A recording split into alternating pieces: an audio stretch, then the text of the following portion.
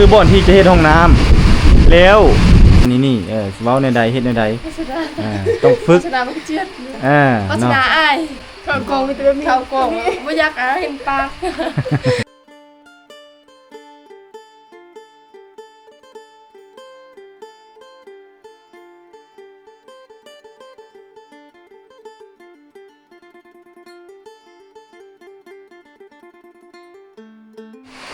กับท่านสบายดีสำหรับคลิปวิดีโอนี้เนาะ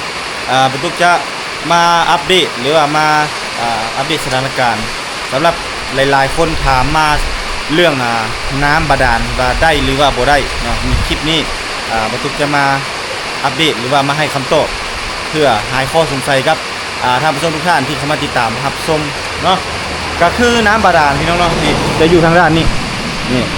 อันนี้คือน้ำบาดาลเนาะจะอยู่ทางด้านนี้อุ้ยปลาหมับเลือกเข้าใกล้ๆก่อนบ่ไหวก็แล้วแป๊บๆอยู่เนาะปลากระหมับเลื่อมพี่น้องเลยคือน้ำบาดาลเนาะแม่นอยู่ทางด้านนี้และ ทีมงานสร้างนะเฮานะเนาะเพิ่นก็ได้สำรวจเนาะแล้วก็ขุดเจาะบ่อนทางด้านนี้สุดท้ายเนาะก็ถือว่ามันบ่ได้เนาะน้ำบาดาลนะมันบ่ได้ราคาที่ตกลงกันก็14 ล้านครบสุดเลยหลังจากที่ว่ามันบ่ได้แล้วนะพี่น้องเนาะเพิ่นก็เลยว่าเพิ่นว่าน้ำน่ะมันมีแต่ว่ามันมีบ่หลายทุกมื้อนี้ก็ยังดังอยู่เนาะทุกมื้อนี้แต่บ่เต็มจักเทื่อแม่นบ่มันมีน้ำน้อยพี่น้องเนาะน้ำแม่ความลึกแม่น76 เมตรเนาะและในเมื่อน้ำมันบ่มีเนาะมันบ่มีตามเป้าแล้วเขาเจ้าบ่ได้เอาเงินเต็มแต่เขาเจ้าไล่ค่าให้งานค่าเสียเวลาค่าน้ำมันของเขาเจ้าที่เขาจะมาขุดเจาะนั่นเป็นเวลา3 มื้อนั้นปกตินี่แม่นมื้อนึงนี่เขาเจ้าได้เจาะได้ประมาณ 3-4 โบแต่ว่าอันนี้นี่แม่นว่า3 มื้อโบเดียวยังบ่แล้วเนาะ 3 มื้อ และปัญหาก็คือเนาะทีมงานสร้างเนาะที่มาเจาะน้ำบาดาลนี่เพิ่นให้เพิ่นขอเงินนำเฮานี่แม่น5 ล้านเนาะแต่บ่ตุกขอลดลงอีกเพราะว่าเพิ่นก็อยากให้เฮาได้น้ำบาดาลเนาะแต่ว่าเฮานี่ก็อยากได้น้ำบาดาลบ่แม่นว่าบ่อยากเสียเงินเนาะแล้วขอลดนำเพิ่นเลยลดให้3 ล้านเนาะได้อยู่3 ล้านก็เลยจ่ายให้เพิ่นไปแล้วบ่ตุกก็ได้ถามว่าถ้าสมมุติมันบ่ได้คือจังซี่นะเฮาสามารถต้มใส่น้ำได้อยู่บ่เพิ่นว่าได้แต่น้ำนี่บ่หลายเนาะบ่ตุกก็เลยได้ปรึกษากับหลวงตาเนาะปรึกษากับ3 สาวปรึกษากับทุกคนเนาะแล้วบ่ตุกก็เลยได้ไปซื้อท่อเนาะซื้อสายยางนั่นแหละเนาะซื้อสายยางเนาะแล้วก็ซื้อเขาเอิ้นใดเนาะจักปุ่มน้ำนั่นแหละแล้วก็สายไฟแล้วก็เสือกอย่างต่างๆเนาะแล้วก็ได้ทำการติดตั้งก็คือลงติดตั้งอยู่ในนั้นหลังจากที่เราติดตั้งปุ๊บปรากฏว่ามันบ่ได้แบบนี้เนาะมันบ่ได้ก็จักสิโทษไผเนาะบ่แม่นว่าบ่ตุกก็เฮ็ดสุดความสามารถเลยหั่นน่ะเนาะแม่นบ่แต่ละคนก็สุดความสามารถเลยเนาะมันก็โทษไผบ่ได้เนาะมันก็จักสิว่าจังไดเนาะโทษบ่ตุกก็ดำเนินการให้ทุกอย่างตามที่นั่นแหละแล้วทีนี้มันบ่ได้หลังจากมันบ่ได้หลวงตาเลยว่าให้กวดบ่อนไหม้ให้กวดบ่อไหม้อย่างนี้นะเนาะเงินที่เสียไปก็ย่ามันเนาะเพราะว่าเฮาเงินจ่ายตัวนั้นละ3 ล้านแล้วบ่ต้องไปซื้ออุปกรณ์นั่นก็คือตกอยู่3 ล้านปลายเดี๋ยวนี้เฮาหมดนำบ่อน้ำตัวนี้ไปโดยที่ว่าบ่ได้ใช้น้ำนี่แม่น6 ล้านปลายเนาะแต่สิ่งที่บ่ตุกเฮ็ดนั้นบ่ได้แม่นว่าเอาเงินไปใช้จ่ายฟุ่มเฟือยหรือว่าแนวที่ว่ามันบ่ดีก็คือย้อนว่าอยากให้ได้น้ำสร้างเนาะแต่ว่าเฮ็ดได้มันบ่ได้เนาะมันบ่มีไผดอกว่าเฮ็ดแล้วบ่อยากได้เนาะเฮ็ดหยังก็ต้องได้รับผลเฮาจึงเฮ็ดแม่นบ่แต่ในเมื่อมันบ่ได้เฮาก็ต้องทำใจเนาะแต่ว่าเพิ่นเลยให้เจาะบ่อไม้แบบนี้เนาะเจาะบ่อไม้ที่นี่ปัญหาเนาะพี่น้องเนาะก็คือบ่ตุกโอ้ยฟ้ามาเรื่องนี้แล้วให้กวดเนาะบ่ตุกก็กวดให้สร้างมากวดเนาะกวดเบิ่งหมดทางด้านหน้านี่เฮาจะเอาเหล็กอยู่2 เส้นเนาะเหล็กอยู่2 เส้นแล้วเฮาจะย่างจับเหล็กโดยที่ว่าเฮาจับเหล็กไปเบาๆกวดบางถ้ามันเขตใดมีน้ำนี่เหล็กนั้นมันจะเคลื่อนไหวมันจะตีงไกวไปมาหรือว่าดึงแฮงดึงดูดจาก น้ำอยู่ใต้ดินเนาะอันนี้คือสูตรของเขาเจ้าหรือว่าในคอมเมนต์มาหลายๆว่าให้เอาสังกะสีไปวางไว้เนาะถ้าบ่อนใดแบบมีน้ำหมอกอายน้ำหมอกในพื้นแล้วแม่นเขตนั้นมีเพิ่นว่าซั่นหั่นน่ะเนาะแต่เฮาก็ยังบ่ได้เฮ็ดลงเบิ่งเนาะแล้วมาพี่สามสาวมาทางด้านพี่ นี่เนาะมาดีทางนี้ก็ได้และบ่อน้ำบาดาลนะเฮาเนาะ ตามพี่กวดมาหมดเนาะก็จะมีเห็นอยู่บ่อนนี้พี่น้องนี่อยู่นี่บ่อนล้างถ้วยนี่แหละบ่อนเดียวเท่านี้เนาะที่ว่ามีน้ำเนาะมีบ่อนเดียว และบ่อนนี้นะแม่นถือกันกับบ่อนที่ว่าจะเฮ็ดห้องน้ำเนาะนี่บ่อนที่เพิ่นใส่โถไว้นี่เนาะอันนี้คือบ่อนที่จะเฮ็ดห้องน้ำแล้วน้ำมันมีอยู่จุดเดียวอันนี้เนาะเฮาก็จักสิว่าจังไดเนาะ มีอยู่นี่บ่อนเดียวและทีนี้ในคลิปวิดีโอก่อนที่เฮาเว้ากันก็คือตามซาวว่าอยากเฮ็ดให้มันล่วงเลยอยู่นี่แล้วเฮ็ดห้องน้ำอยู่บนทางนอกบัดนี้เนาะมาเบิ่งห้องน้ำทางนอกบัดนี้ห้องน้ำทางนอกนี่ประมาณนี้เนาะถ้าสมมุติว่าเฮาเฮ็ดห้องน้ำอยู่ข้างนี้ผัดมันติดกับหัวนอนมันก็บ่อยากคักบ่อยากงามเพราะว่ากายเขียนหัวนี่ออกไปผัดบ่แม่นดินของสามสาวแล้วเนาะและทีนี้บัดทางข้างนี้บัดสิเฮ็ดทางข้างนี้ผัดเฮาบ่สิเจาะน้ำบาดาลอยู่นี่แล้วเดี๋ยวนี้เฮาก็จักสิว่าจังได๋เขตทางพุ่นแถวตูบนั่นก็บ่มีเลยกวดก็บ่มีแต่จุดเดียวเท่านี้พี่น้องเนาะเฮาก็เลยอุกอยู่เดี๋ยวนี้เนาะว่าจักสิเฮ็ดจังไดเนาะกับห้องน้ำนี่เนาะมันสิคักอยู่บ่ที่บุญมาเฮ็ดติดกับหัวนอนคือจังซี่ข้างๆนี่หรือว่าแนวใดเนาะแต่ว่ามันก็ยังใกล้คือเก่าเป็นจังแต่ว่าใกล้ถ้าว่าเฮาเจาะน้ำบาดาลอยู่ข้างนี้มันคือใกล้แฮงนี่เนาะอย่ามันซึมมาหากันเนาะใช้ได้อยู่แต่ว่ามันลายฟ้าล่าปีไปมันก็เนาะมันก็ซึมไปนั่นน่ะเนาะปัญหาของเฮานี่ก็คือเรื่องน้ำตอนนี้เนาะเรื่องน้ำนี่สำคัญที่สุดสิเฮ็ดแนวใดเป็นใช่ฮะ ฮะ เป็นใช่ฮะอยากน้ำนี่แบบปัจจุบันน้ำมีน้ำไอ้กวดอยู่นี่มือนั้นไอ้ลองกวดตามเบิ่งตาม YouTube นั่นนี่แล้วก็ลองเฮ็ดกวดคือตามเพจนั่นแหละมันก็จะมีแห้งดึงดูดจากใต้ดินเนาะว่าเขตนี้มันมีน้ำมีจุดเดียวเท่านี้มีบนเดียวแต่ห้องน้ำนี่แหละปัญหาเนาะต้องเฮ็ดอยู่ทางใดห้องน้ำเนี่ยอันนี้ผัดดินพอมีโบราณมีจำกัดข้างๆนี่ก็เฮ็ดบ่ได้เพราะมันดินน้อยเดียวไงก็จอดน้อยเดียวนั่นเนาะก็เลยนักใจอยู่บ่ตุกก็ได้เนาะนักใจคั่นเนาะฮะเฮ็ดห้องน้ำทางหน้ามันก็บ่เป็นเลยเนาะมันยากแฮงเนี่ยในห้องน้ำพี่น้อยปุ๊บอยู่เฮ็ดเพิ่นครัวก็พอใส่อันนั้นเฮ็ดเพิ่นครัวแล้วเอาน้ำพอเลยหรือตัวน้ำคือเนี่ยห้องน้ำเนาะน้ำไปพุดอยู่พุ่นอยู่พุ่นกับบ่ได้คือเก่าเนาะบ่แม่นดินเฮาคันเพิ่นยับให้อีกประมาณ5เมตรนี่โอเคนี่เนาะเฮายับออกไปอีก5เมตรแล้วเฮาก็เฮ็ดอยู่ทางบ้านนี้เอานี่คือปัญหาพี่น้องเฮาสิได้ปรึกษาบ่ต้องก็สิได้ปรึกษากับหลวงตาอีกเทื่อนึงเพราะว่ามันยากแฮงแล้วห้องน้ำก็อยากได้เรื่องห้องน้ำก็สำคัญน้ำก็อยากได้เรื่องน้ำก็สำคัญแบบนี้เนาะมันเลยติดอยู่ประตูผู้ชีวศิออกแผนสร้างนี่ก็เนาะถามทีมงานสร้างเดี๋ยวนี้ทีมงานสร้างรอฟังคำตอบจากบ่าวตุก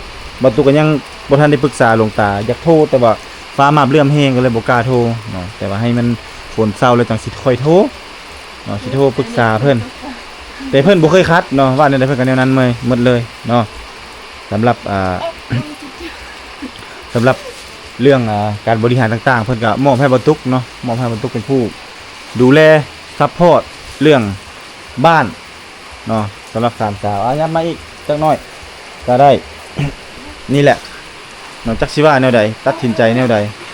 และเรื่องยังยากอีกบ่นึงเด้ยากอีกตัวนึงเอายับเข้าไปนิดนึงมันแจ้งลงหมดมันยากอีกนิดนึงก็คือสร้างเก่าเขาบ่มาแล้วเดี๋ยวนี้เขายอมแล้วสร้างเก่าเนาะเพราะว่าเขตนี้มันเป็นชั้นหินด่านหมดเขาเนาะยอมบ่กล้ามาเจาะแล้วเนาะแล้วถ้าเจ้าคิดว่ามีสร้างทางไหนอีก ที่ว่าอยาก ทางน้องนุ่ง บ่ฮู้เลยเนาะส่วนหลายเขาเจ้าเอาแต่เอาเจ้าเดียวนํเขียนนี่เนาะ โดย มีผู้เดียวนั่นเนาะ เจ้าเดียว คันผู้เดียวนั้นยอมบ่ถือว่าแล้วแม่นบ่ โดย เท่านั้นผันยอมแหละ ยอมโทรหาเรายอมแหละพี่น้องแต่ว่าถ้าสมมุติเอาทางอื่นเนาะยกตัวอย่างว่าเอาทางเมืองนองเอาทางสารวันโอ้มันไกลเนาะจักโบเท่าใดหมู่สิเอาเนาะโมโบ6-7 หมื่นก็จักหมู่สิมาหรือบ่คันถึกคันว่ามีเงินเนาะแต่อันนี้ก็เว้าเรื่องบ่มีเงินแน่เนาะก็จะอาศัยเจาะตัวบันทึก 20,000 ปลายเนาะก็เขาก็มาเนาะ 20,000 ปลายเกือบ 30,000ก็เขามาเฮ็ดให้ แต่อันนี้ติเนาะมันบ่มีไผเจาะให้แถวนี้เนาะจักสิว่าจังไดเนาะน้ำเรื่องน้ำเรื่องน้ำนี่ยากโอ้เราขุดก็บ่ได้ เพราะว่ามันตามสันหินเด้มันเป็นสันหินด่านหินแท้เนาะเครื่องขุดเจาะของกระเจ้าขนาดรุ่นใหญ่นี่มันยังเพเนาะมันยังเพมันจนตัวแท่งเจาะน่ะเนาะความว่าหินมันอันนั้นน่ะและใดนี่ก็คือกันพี่น้องเนาะใดที่ถ้าเฮาเอาลงตอนนี้ก็ยังเอาขึ้นบ่ได้เลยเนาะเพราะว่าเฮาคิดว่ามันน่าจะเป็นน้ำระบบหัวเกี่ยวหรือว่าเขาเจาะตัวสว่านเขาเจาะมันต่ำสันหินเลยเฮ็ดให้มันคดมันบ่ซื่อทางด้านลุ่มนั่นเนาะเฮ็ดให้มันติดอยู่น้ำก้อนหินหรือว่ามันมีกระโดหรือว่าอีหยังมันยื่นออกมามันเตกมันหักขี้หินมันเตกหักน่ะเฮ็ดให้มันดึงบ่ขึ้นตอนนี้เนาะเฮาก็พยายามหาวิธีเอาขึ้นอยู่สำหรับสายฟืนสายไฟสายยางมันเฮาเอาไว้อยู่ในเฮือนพุ่นแล้วเก็บรักษาไว้แต่เดี๋ยวนี้เฮากำลังหาวิธีเนี่ยเอาใดนี่ขึ้นเนาะก็อันนี้คือเฮามาอัปเดตมาบอกให้ท่านผู้ชมฮู้ว่าห้องน้ำได้หรือว่าบ่ได้เนาะบ่ตุกคือบ่อัปเดตให้ท่านผู้ชมรับรู้แน่เนาะมื้อนี้มาอัปเดตแล้วหมอว่าอันนี้แม่นบ่ได้เลยเด้อพี่น้องเด้อแม่นบ่ได้แล้วเนาะจักสิว่าจังไดเสียเงินไปแล้ว10,000 ปลายกว่าบาทเนาะบ่แม่น10,000 ปลาย6 ล้านก็ตกอยู่ประมาณเกือบหมื่นเนาะประมาณ 9,000 ประมาณ 9,000 ปลายหน่อยนึงเนาะอันนี้คือเฮามาอัปเดตให้ท่านผู้ชมติดตามรับชมถือว่าสุดแล้วอายกันเนาะ โดยแล้วไอ้ความไอ้พยายามสุดแล้ว จักสิว่าจังไดมันก็ถ้าสิโทษบ่ตุกก็ถือว่าบ่ได้โทษก็ยอมรับเนาะยอมรับจักสิเฮ็ดจังไดเนาะคันบ่ตุกโทษเนาะโทษแต่ดินนี่แหละโทษบ่มีน้ำโทษต้องโทษธรรมชาติพุ่นเลยเนาะถ้ามันบ่มีน้ำจักสิเฮ็ดเต็มที่แล้วจักสิเฮ็ดจังไดเนาะโดยอายก็สุดมือไก่หน้าผากบ่ได้แหละน้องเห็นอายเฮ็ดเต็มที่แล้วถือว่าก็ซ้ำนี้แหละอายเฮ็ดนำเนาะถือว่าจักสิไผสิว่าแนวใดก็ตามแต่ว่า3สาวคิดเห็นแนวใดเอาคอมเมนต์มาบ่เคยว่าใดอายเฮ็ดเต็มที่แล้วที่แล้วน้องเห็นกับตาอันนี้ก็คือบ่ตุกบ่ได้บอกบ่ได้สอนบ่ได้กล่าวก็คือน้องๆเพิ่นน้องเห็นเต็มตาน้องๆเพิ่นฮู้ว่าตั้งแต่มือทมิตรเนาะที่บ่ตุกมาท่าแต่คนในครอบครัวเขาบ่เคยเฮ็ดแบบนี้กับน้องมีแต่อายที่สามารถเฮ็ดแบบนี้กับน้องแต่พยายามทุกสิ่งทุกอย่างได้ให้มันได้เอามีได้ทั้งเฮือนนำก็บ่มียานำถ้ามีนำก็ได้นำก็ได้น้ำเนาะจักสิว่าได้เนาะคันอ้ายสามารถเสกน้ำฝนหรือว่าเสกน้ำออกมาได้หรือมีคาถาวิชาจะเอาน้ำมาให้มันลงอยู่นี่ซะให้มันได้เลยเนาะแล้วก็แล้วเนาะนี่บ่ได้อันนี้เอาลงจุดๆนะมันบ่คืออยู่หนังแล้วอยู่นี่เนาะและอัปเดตนิดนึงอีกบัดนี้เนาะอัปเดตเรื่องนี้ถ้าสมมุติเราเอาท่อแป๊บท่อซื่อๆที่เขาเจ้าใส่เอาลงย่อนลงไปเนาะตัวนั้นมันเขาว่าจะง่ายยอมรับว่าง่ายแต่บัดเวลาใดมันเพเนาะหรือว่าสายไฟมัน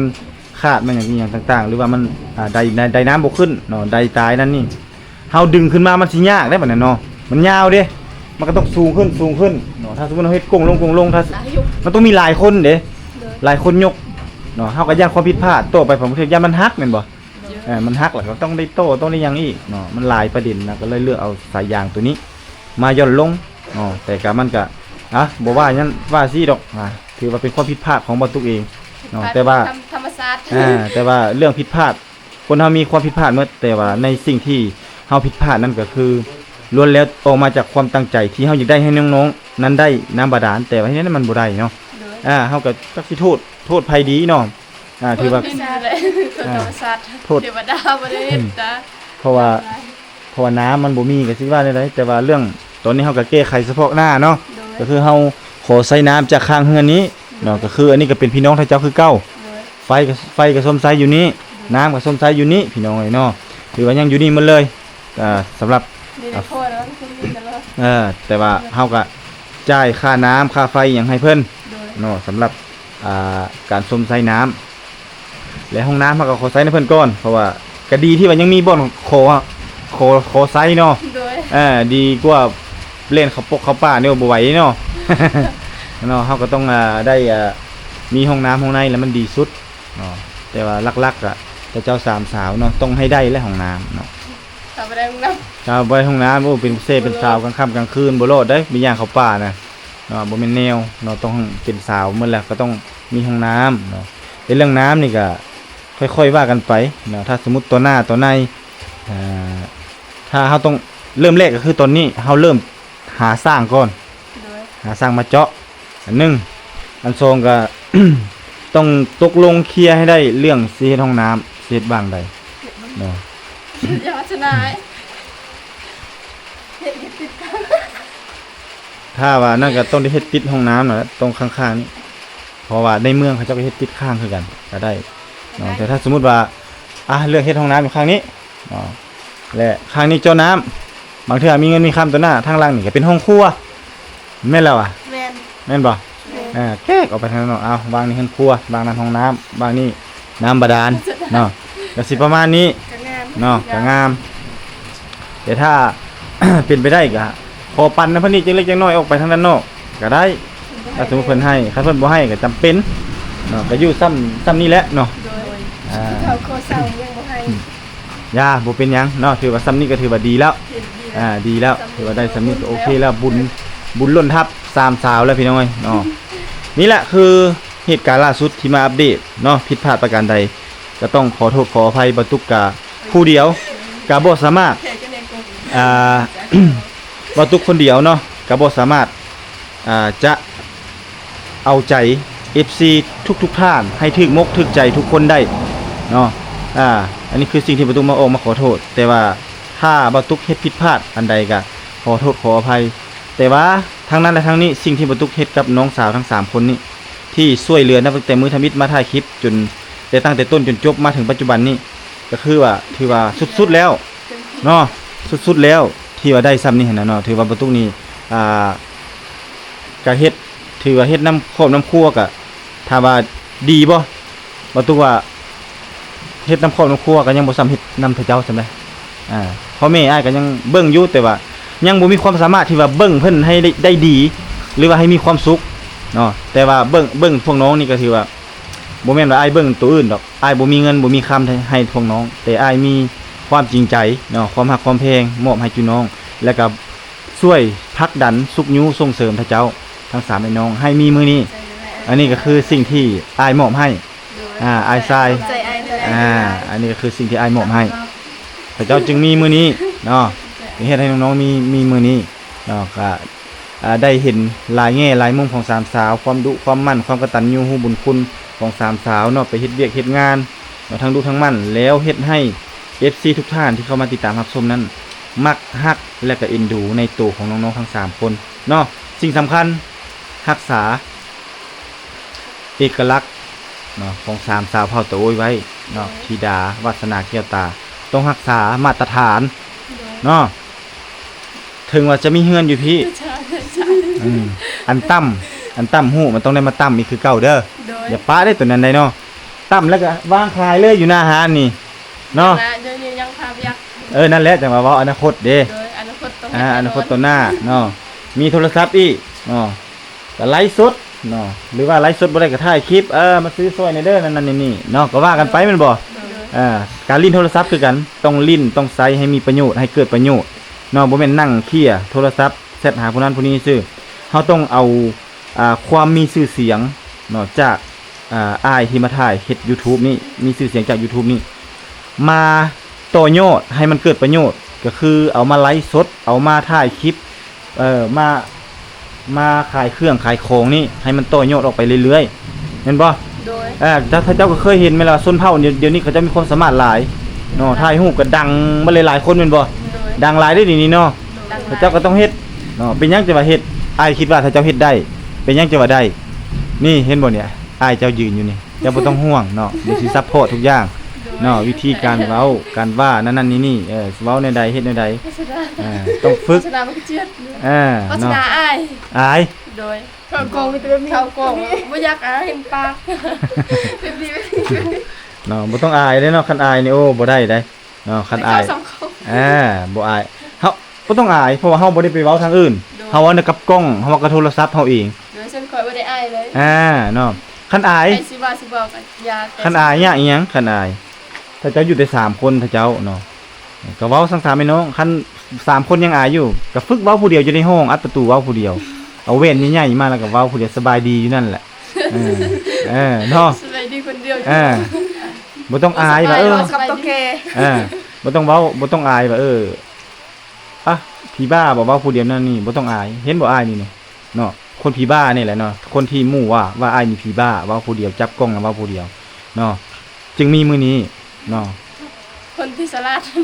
เนาะไผสิว่าใดก็ตามขอบใจเขาเจ้าเนาะบ่ว่าบ่ติเอาตัวนั้นมาเป็นแรงผลักดัน ให้เฮานี่มีกินมีอยู่มีกินมีใช้เนาะ โดย โอเคพี่น้องก็บ่มีหยังหลายนะก็ซ้ำนี้ที่มาอัปเดตเนาะก็ต้องขอขอบขอบใจขอบบุญขอบพระคุณหลวงตาที่สนับสนุนซัพพอร์ตให้เบาตุกนี่มาเอาทุนมาให้เจ้าน้ำบาดาลแต่ว่าทุนตัวเก่าก็ยังอยู่ในเบาตุกเนาะโดยที่ว่าครึ่งหนึงนั้นก็จะนำทุนตัวนี้เนาะเพื่อจะสานโตเทียมอิฐว่าจะซื้อแท่งแล้วก็เฮ็ดโฮงลินเพื่อมาตุ้งน้ำฝนให้น้องๆเก็บไว้ใช้ในยามหน้าฝนยามบ่มีน้ำอย่างต่างๆแล้วก็ต้องขอใส่น้ำอยู่นี่เนาะแต่หลวงตาเพิ่นก็ซัพพอร์ตนี่ว่าให้หาสร้างมาเจาะใหม่เลยเนาะมันต้องให้ได้ แต่เรื่องทุนที่เสียไปนั้นไผสิว่าจังไดบ่ต้องไปแคร์บ่ต้องไปสนเพราะว่าบ่แม่นความหมายคือเพิ่นจะซัพพอร์ตเต็มที่เนาะซึ่งบ่ตุกเองก็บ่แม่นว่าอยากให้มันเสียเปล่าไปคือจังซั่นบ่ตุกก็เฮ็ดเต็มที่หรือว่าเต็มความสามารถแล้วเนาะจักเต็มบ่เต็มพี่น้องไอ้นี่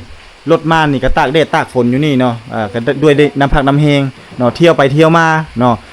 ตั้งแต่เมืองผู้เที่ยวไปเที่ยวมามื้ออื่นก็สิไปตะโอยไปซื้อเครื่องอีกเนาะก็ไป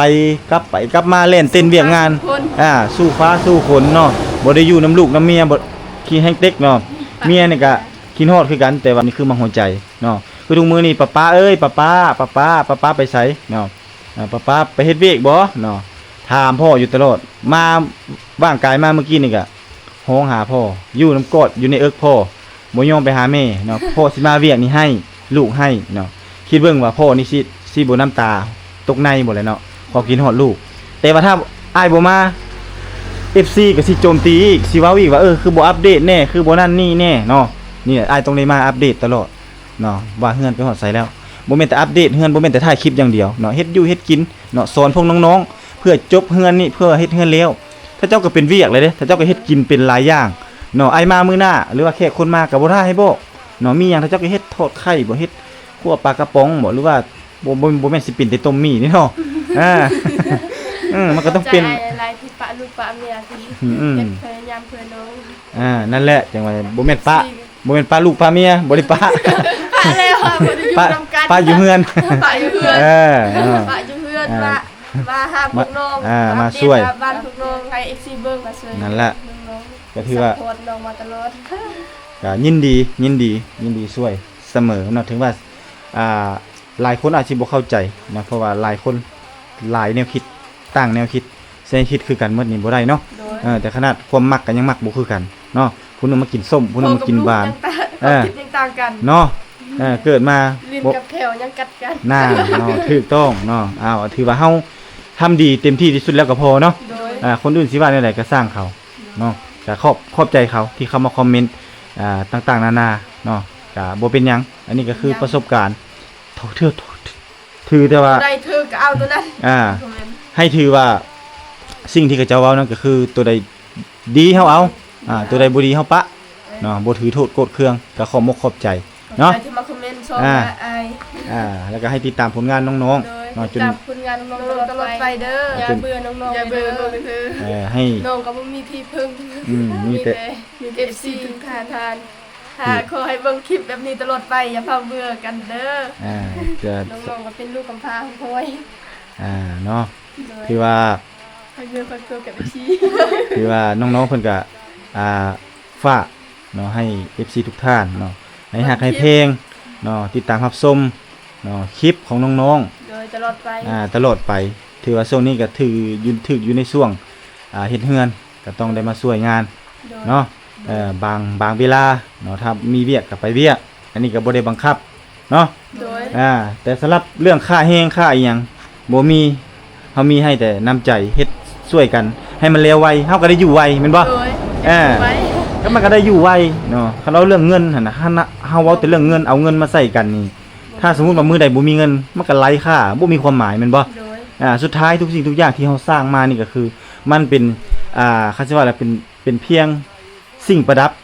เนาะสิ่งประดับกายประดับตัวเฮาในตอนที่ยังมีชีวิตอยู่สุดท้ายแล้วทุกคนที่เกิดมานี่เนาะ ต้องจ้า ก็ต้องจากโลกนี้ไปเนาะกลายเป็นขี้เถ้าแล้วก็ขึ้นสู่อากาศแล้วก็ฝังลงในดินเนาะ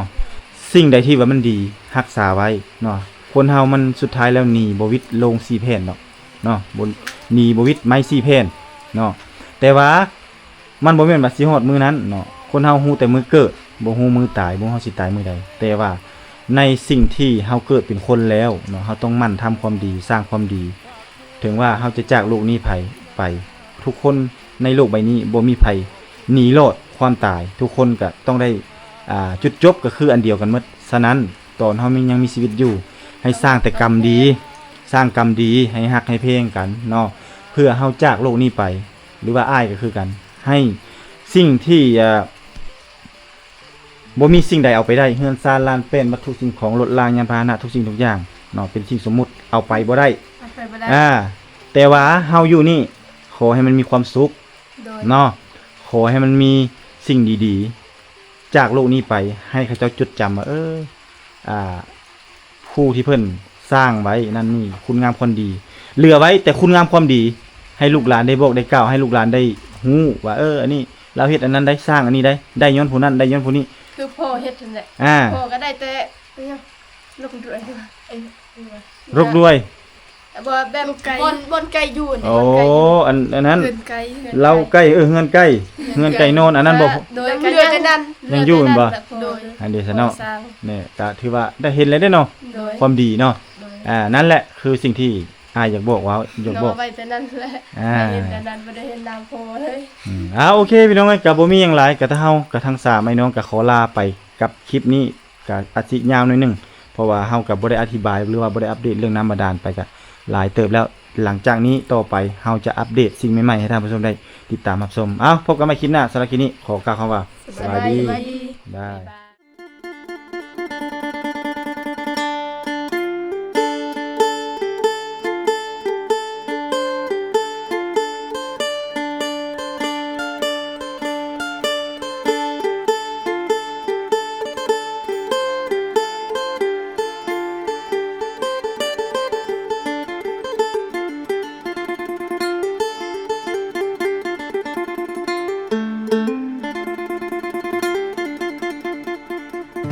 ไอหอบความช้ำมาเซละโนหลายปีหม่นหมองจากสาวไทยเศร้าใจรำพันน่าเป็นเหตุเฮ็ดให้เฮาต้องพลาดจากกัน ด้วยพ่อแม่เจ้านั้น บอกบ่เอาลูกเคยคนจน มาพ่อผู้สาวชนเผ่าตะโอยเจ้าเอิ้นจะโดยง่อยเด้อชื่นใจเหลือล้น เธอชื่อธิดาสาวชนเผ่าตะโอยหน้ามนพอยิ้มจิ้มใจอ้ายล้นเหมือนนิมนต์มาจนละเมอ สาวเซละนองบ่าวไทยสองใจ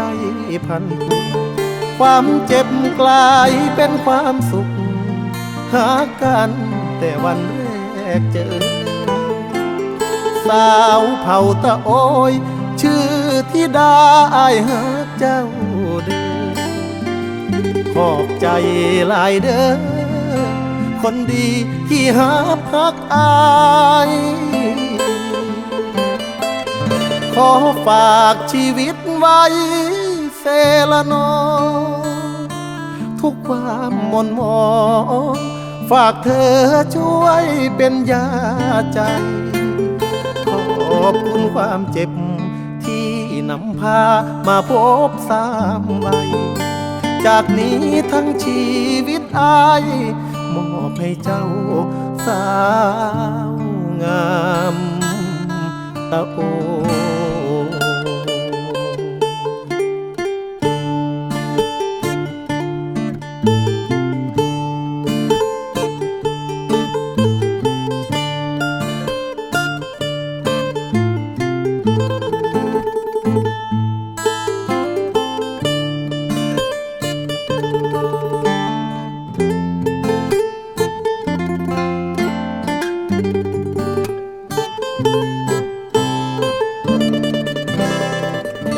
สาวเสละนอง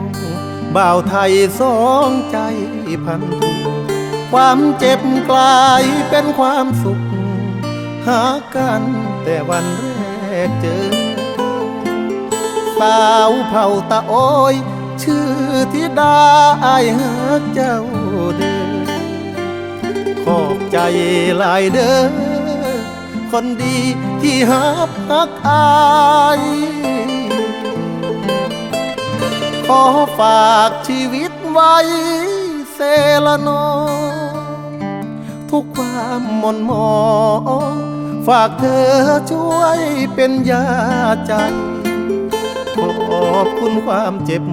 ที่นำพามาพบสามวัยจากนี้ทั้งชีวิตอายมอบให้เจ้าสาวงามตะโอ